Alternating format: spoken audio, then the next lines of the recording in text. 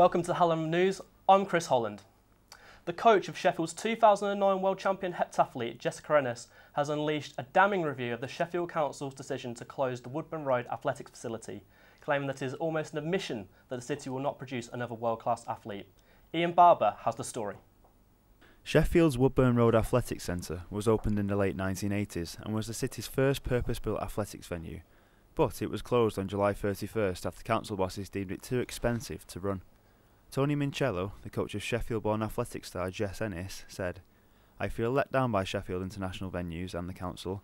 There's no strategy for keeping young people in athletics, and what disappoints me is that we're not in a position to capitalise on the enthusiasm that will be generated by Jess and the others at the Olympics in London." Well, I can understand him being upset at the closure of it. As I said, nobody's happy about it at all.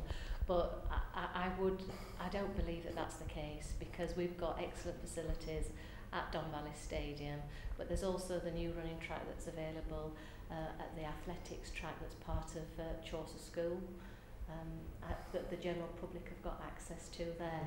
And certainly, we would always do what we can as a council to get behind any budding athletes in the city that look like they're following in the footsteps of somebody like Jessica Ennis.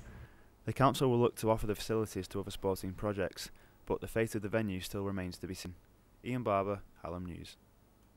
A member of a Sheffield United hooligan group has been sent to prison and banned from attending any football matches after violence at Sheffield train station. Aaron Marshall was sentenced at Sheffield Crown Court following the incident on April 30th. Marshall hurled ballast from the train tracks at a group of Barnsley fans, some of which struck a 6-year-old man who was sent to hospital with a serious cut to the head. He is now banned from attending football matches for the next 7 years and has received a jail term of 9 months.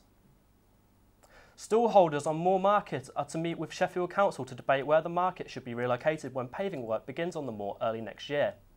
The traders have been offered a temporary site at Moorfoot, however they fear they will have to close their stalls through not creating enough revenue at that site due to a lack of passing trade. They wish to move their trade into the top of Fargate, however council bosses have stated this is not a viable option. Elsewhere this afternoon, and Sheffield's Leadenhall has been crowned the best live music venue of its size in the UK at a lavish ceremony in London. Here's Daniel Cox to tell us more.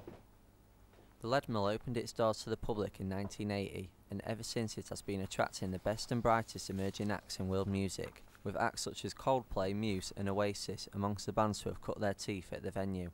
The club saw off competition from other independent venues, including Nottingham's Rock City and London's Coco, to land the award of Best Venue in a major club at the UK's Live Music Awards. The nomination initially was from music industry people, so agents and promoters, etc., and other people who use the venue for their bands, artists as well, and managers. And then it was voted for by the public. It was all public vote, so quite humbled really. It's brilliant, it's nice. This is Daniel Cox reporting.